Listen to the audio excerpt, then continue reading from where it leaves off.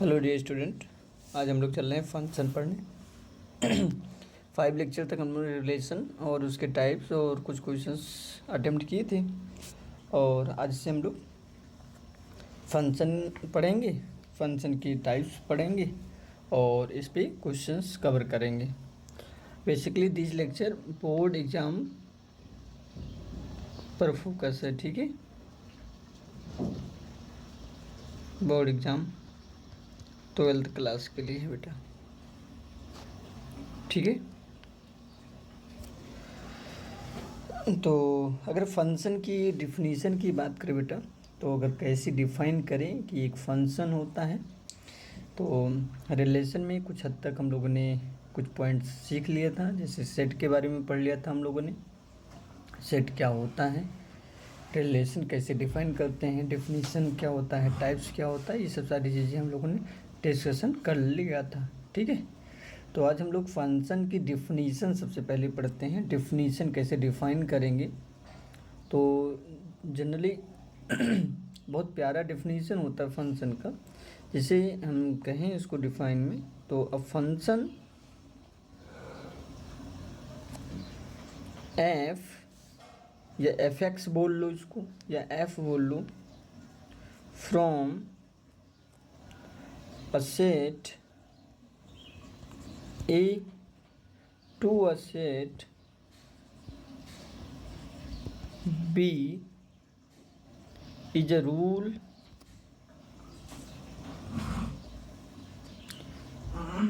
which associate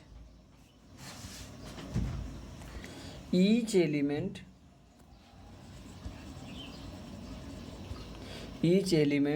of the set A to a unique element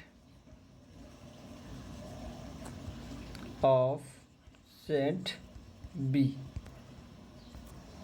ठीक है। ये function कहलाएगा, फंक्शन का परफेक्ट डेफिनेशन आप कह सकते हो, ठीक है। क्या कह रहा है? A function f from a set A to set B is a rule, ठीक। कोई एक रूल होगा सेट ए से सेट बी में, associate each element of set A, मतलब ए के ईच एलिमेंट का एक यूनिक क्या एलिमेंट ऑफ सेट बी के साथ होना चाहिए, ठीक है ना।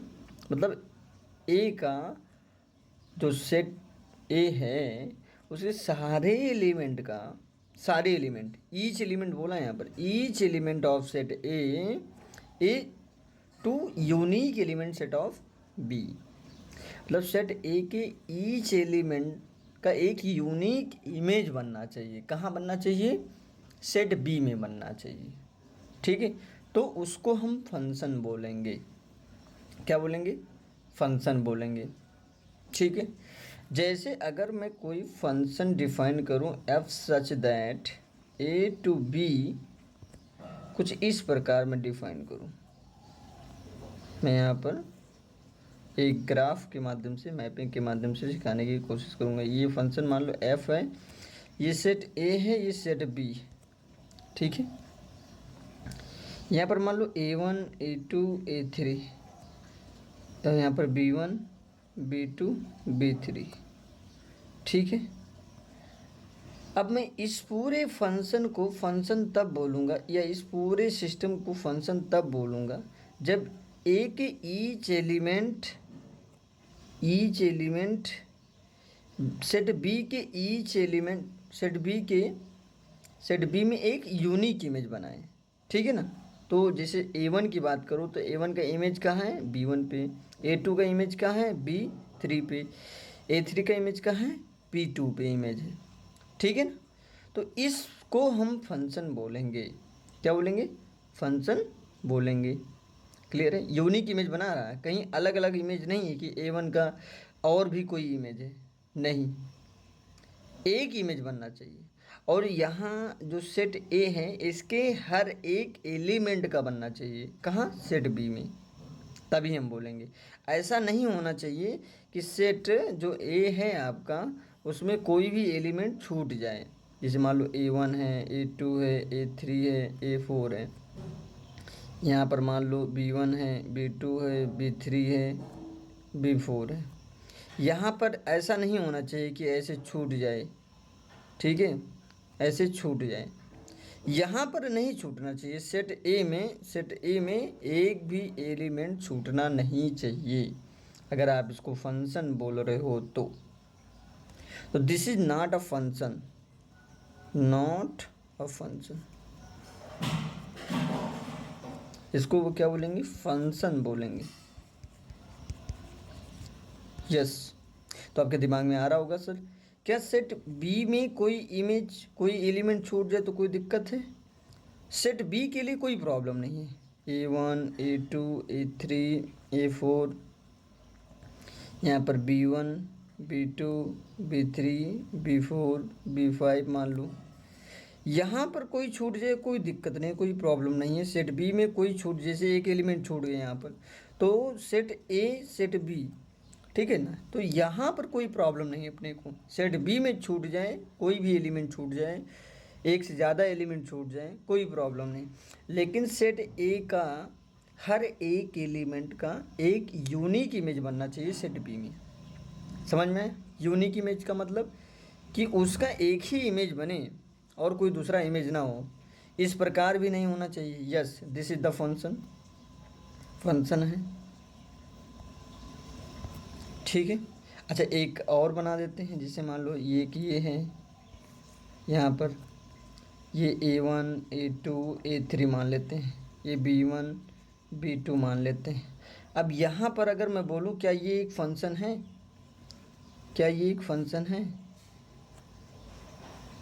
क्या ये एक फंक्शन है, तो इसको भी बोलोगे यस, ये भी एक फंक्शन है, कोई प्रॉब्लम नहीं। A2 का यूनिक इमेज B2 है और A3 का यूनिक इमेज B2 है, कोई प्रॉब्लम नहीं है अपने का।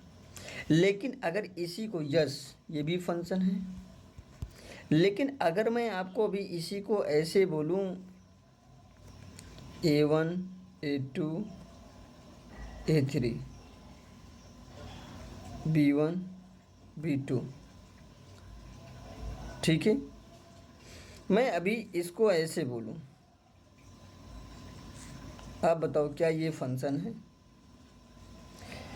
तो अब यहाँ पर जो A1 है, A1 का यूनिक इमेज नहीं बन रहा है इसमें। कहाँ नहीं बन रहा है? B1 भी है और B2 भी है, ठीक है, B1 भी है और B2 भी है, दो इमेज बन रहे हैं, तो ये फंक्शन नहीं होगा, नॉट अ फंक्शन। समझ में आया कि नहीं आया? ये बात क्लियर हुआ कि नहीं हुआ? क्लियर है ये बात? इसको अगर मैं हटा भी दूं और इसको ऐसे रखूं तब भी A1 का, या यहाँ पर एक पॉइंट और रख दूं, यहाँ पर C1 रख दूं मैं, और यहाँ पर A2 रख दूं, तो A2 का अगर C1 से भी बन गया तब भी ये फंक्शन नहीं होगा। क्यों? क्योंकि सेट A जो है और सेट B है, सेट A का A2 तो यूनिक इमेज बना रहा है, लेकिन A1 जो है उसका दो इमेज बन रहा है, ठीक है। That's why this is not a function. Clear हुआ कि नहीं क्लियर हुआ? ये कुछ बेसिक मैंने पॉइंट्स उठाए हैं फंक्शन के लिए, बहुत इम्पोर्टेंट बेटा, बहुत इम्पोर्टेंट। क्लियर है? ठीक है, ओके। अब आगे कुछ पॉइंट्स लिखते हैं हम लोग। पॉइंट नंबर 1, अभी मैंने आपको एक इस प्रकार डिफाइन किया, f such that A to B। अब A भी एक सेट है, B भी एक सेट है, ठीक है, A भी एक सेट है, B भी एक सेट है। तो यहाँ पर पॉइंट नंबर 1 में आपको लिखना है, पॉइंट नंबर 1 में यहाँ पर लिखिए, set A is called domain of the function. Domain of function f. Set A को क्या बोलेंगे? डोमेन ऑफ द फंक्शन बोलेंगे। डोमेन जो फंक्शन गिवन है और यहाँ पर जो सेट है ए जो फर्स्ट वाला है, इसको हम क्या बोलेंगे? डोमेन बोलेंगे। पॉइंट सेकंड में क्या लिखोगे? पॉइंट सेकंड में and set B is called the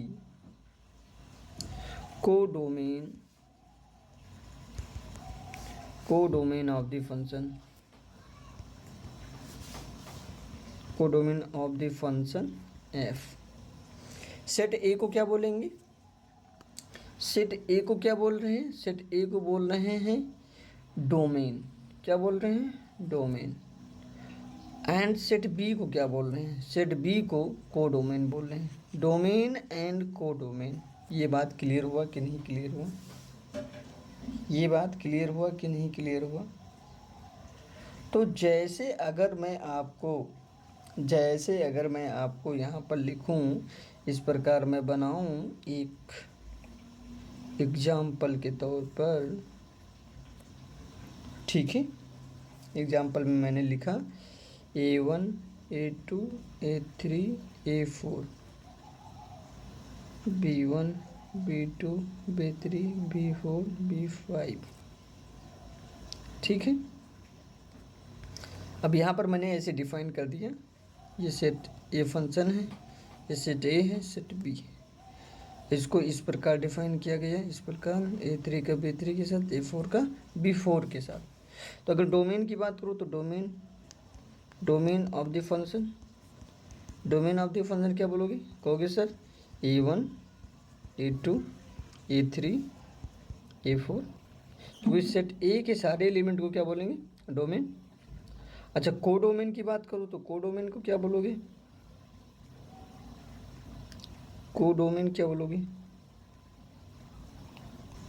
codomain आपका सेट बी हो जाएगा, मतलब B1 B2 B3 B4 B5, इसको क्या बोलेंगे?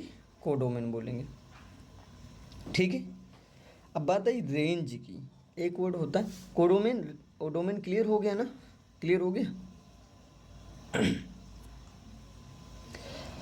अब रेंज क्या होता है? रेंज मतलब क्या? रेंज का मतलब बहुत प्यारा टॉपिक है। Point number 3, range means what? Range मतलब कुछ और नहीं होता बेटा। कहता है the set containing all image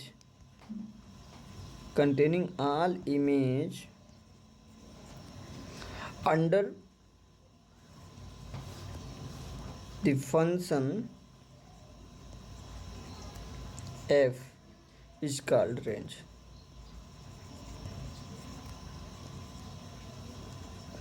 क्या कह रहा? The set containing all image under the function F is called the range.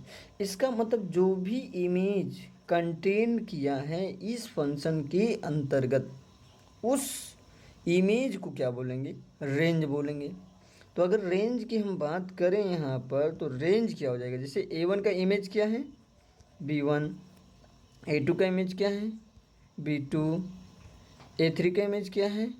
B3। A4 का इमेज क्या है? B4। तो ये क्या बन गया? रेंज बन गया। क्या बन गया? रेंज बन गया। क्लियर और नॉट? ये पॉइंट क्लियर हो गया। डोमेन, रेंज, कोडोमेन, ये सारे पॉइंट क्लियर हुए कि नहीं क्लियर हुए? बोलो।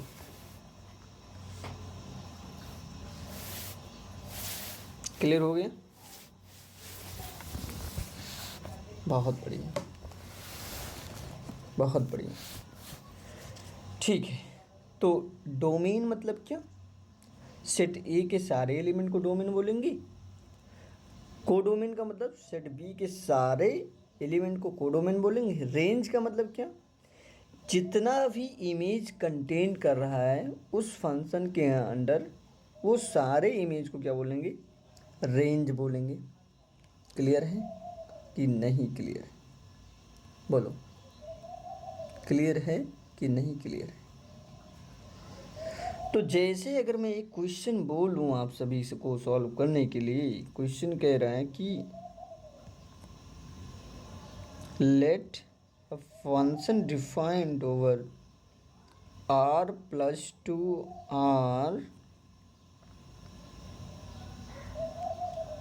f of x is equal to x cube, then find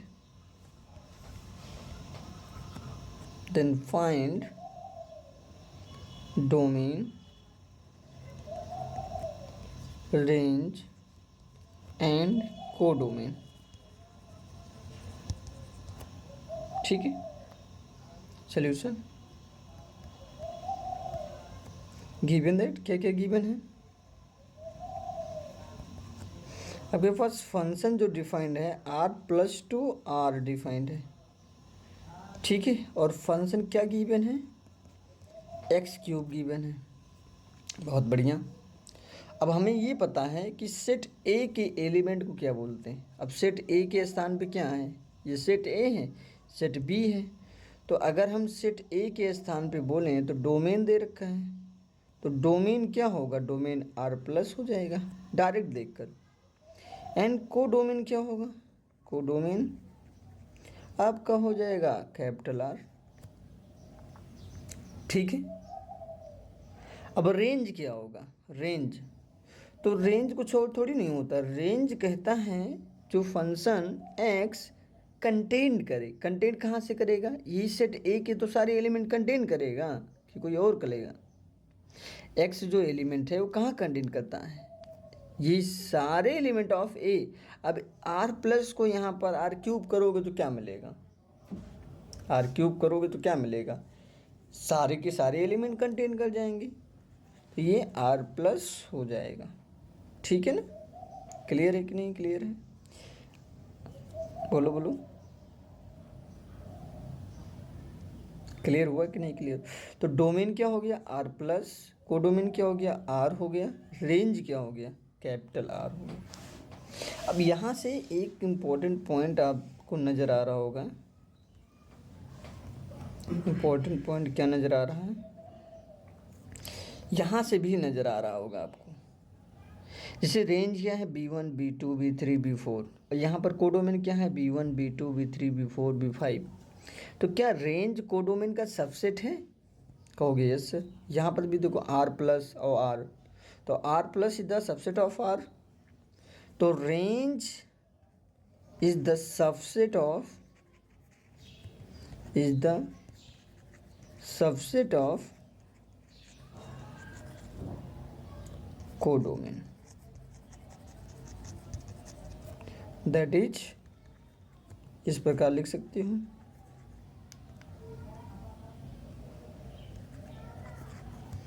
range is the subset of codomain. Clear है कि नहीं क्लियर है, ये पॉइंट क्लियर हो गया। रेंज क्या है, सबसेट है कोडोमेन का। इसका मतलब क्या, आप सभी को बताना होगा कि क्या रेंज कभी कोडोमेन के इक्वल हो जाएगा, कोडोमेन क्या इसके इक्वल होगा, क्वेश्चन मार्क में दे रहा हूँ, और इसका आंसर आप सभी लोग कमेंट बॉक्स में कमेंट करके बताइएगा। ठीक है, तो आज हम लोगों ने फंक्शन पढ़ लिया, फंक्शन की डिफिनीशन हम लोगों ने कवर कर लिया, और बाय मैपिंग हमने ये सीख लिया कि फंक्शन क्या क्या होता है और क्या नहीं होता है। उसके रिगार्डिंग हमने सीख लिया कि उसका डोमेन क्या होगा, कोडोमेन क्या होगा और रेंज क्या होगा। ठीक है ना, हम लोगों ने ये 3-4 पॉइंट हम लोगों ने बहुत बेहतरीन ढंग से सीखा है। ठीक है, तो रेंज के लिए भी हमने आपको बता दिया, containing all the images under the function है। ठीक है, तो थैंक यू सो मच बेटा, मिलते हैं नेक्स्ट क्लास में। पढ़ते रहो, मुस्कुराते रहो। थैंक यू बेटा।